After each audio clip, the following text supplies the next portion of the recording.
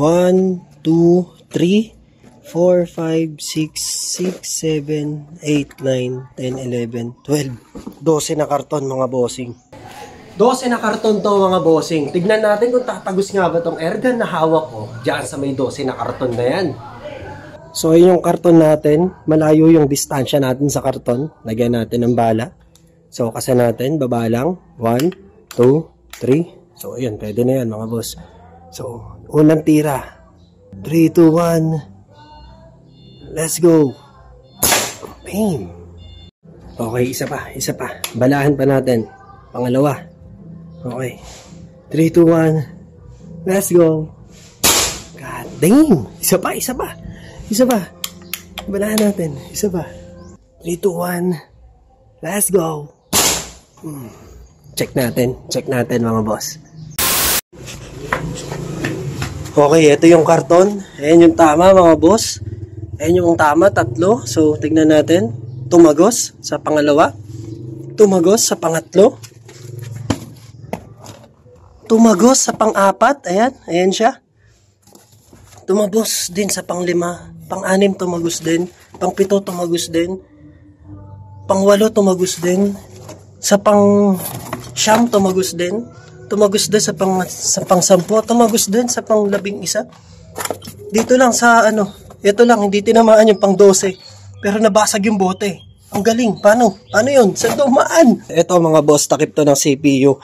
Bakal yan mga boss Tignan natin kung tatagos dito. Dito na magkakaalaman talaga mga boss kung malakas siya.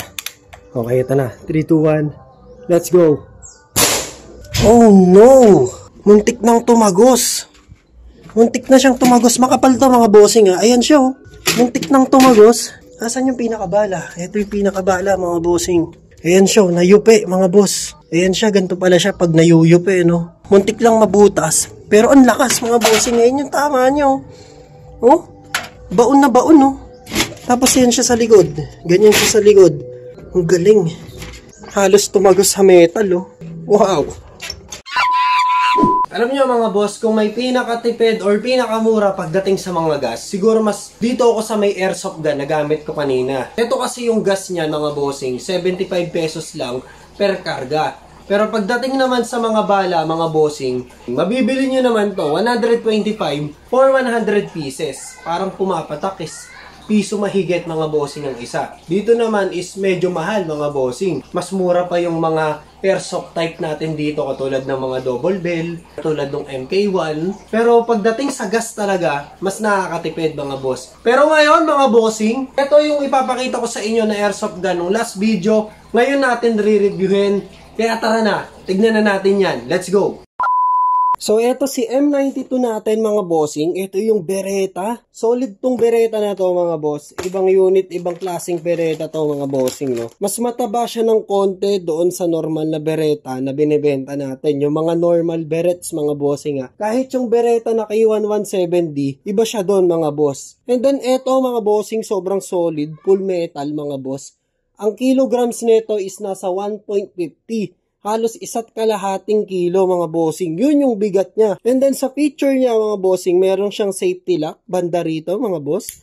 Kung gusto nyong wag gamitin, para safe, iaangat nyo lang yan. Pag binaba nyo yan, tsaka nyo siya pwedeng malaro. Ayan, nakiklik nyo na, di ba? Yung hammer niya sa likod, ayan mga bossing, nagagalaw yung hammer niya sa likod. Kung mapapansin nyo, ayan yung hammer niya, umangat. Yung trigger niya din mga boss, yung trigger niya is fully metal mga bossing Kahit yung trigger niya is metal talaga mga boss. At isa pa mga bossing dito sa baba is meron siyang railing na pwede nyong lagyan ng laser or ng flashlight. So, ayan siya mga boss. Sa capacity naman ng kanyang magazine mga bossing, ito yung magazine niya.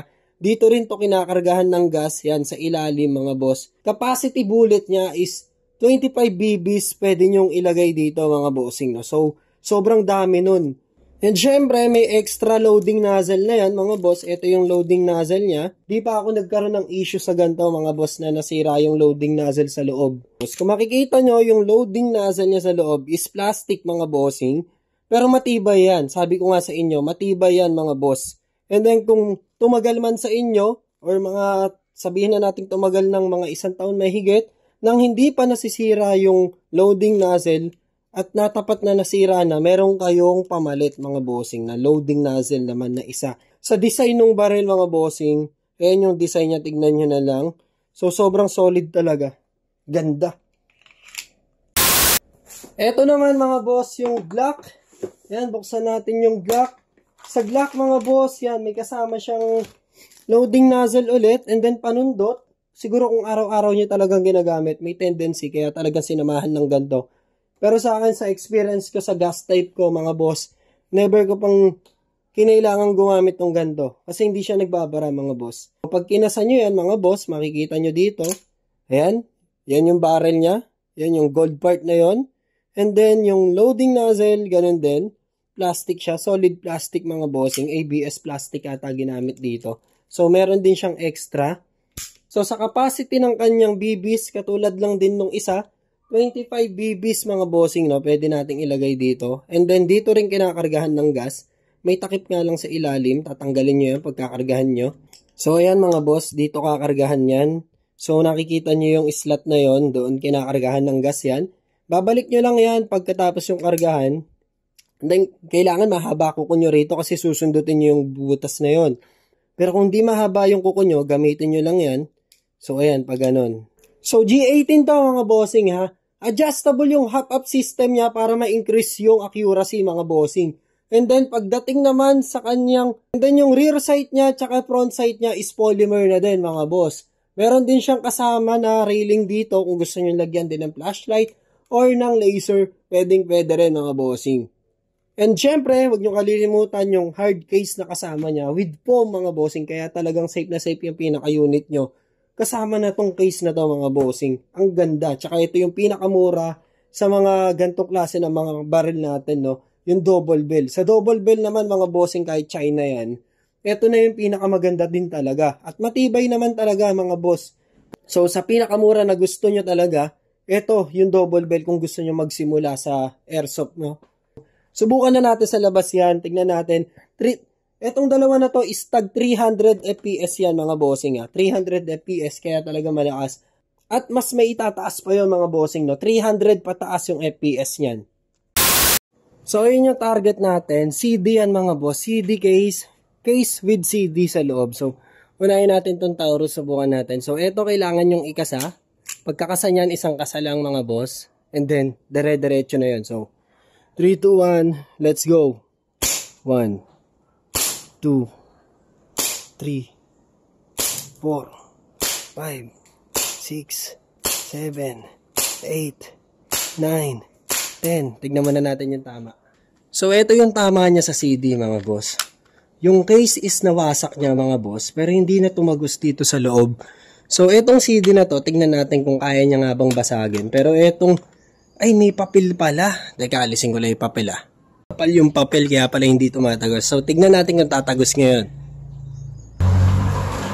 So ayan, subukan ulit natin na. So 3, 2, 1, let's go.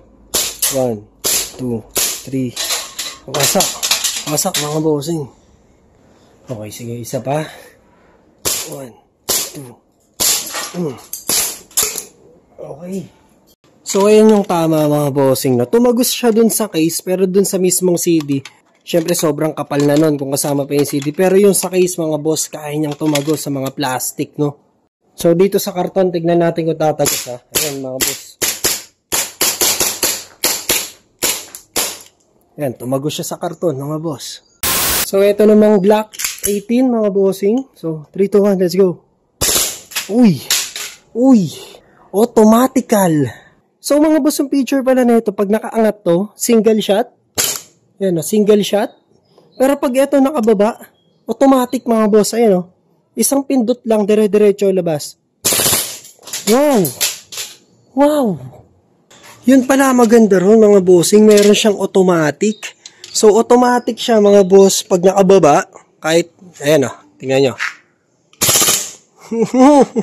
Galing, ganda. Kaya talaga magpapantal to pag tumama sa balat. Ayan o. Butas-butas yung case ng CD. Wow!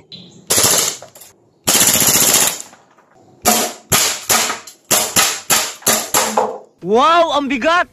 So ayan mga boss, hindi ko alam na meron palang automatic na feature yung G18 mga bossing. Kaya talagang sobrang angas no mga boss. Biruin mo isang click lang, parang Armalite. Ratatatatatatat, ganun yung labas ng bala. So ayan mga bossing, yung G18 natin and then yung Beretta mga boss, available na yan. Kaso nga lang wala siya sa Lazada. Ma-order nyo sa akin yan via Facebook page mga bossing. And then ang courier natin. So para makasure ka mga bossing, pwede naman nating ipalala Move or JNT mga bossing. Yun lang, alin sa dalawa yung courier natin. Lalo na kung malapit ka naman, pwede naman natin yung ipalala Move para sure na sure. So yan mga boss, PM nyo lang ako. Yung presyuhan yan mga bossing, presyong tama lang, may kasama ng gas. So ayan mga bossing, PM nyo na ako kung gusto nyo ng mga ganong klase ng airsoft gun. Meron tayo niyan. Yan 3 unit sa ngayon. And then sa susunod, kung makabenta tayo, magdadagdag tayo ng ibang unit naman mga bossing, no? So yun lang. Kita-kits tayo next video mga boss. Maraming salamat kung umabot ka man hanggang dito sa dulo ng video na to. Yeah, kita-kits tayo. Bye-bye. Let's go. Peace.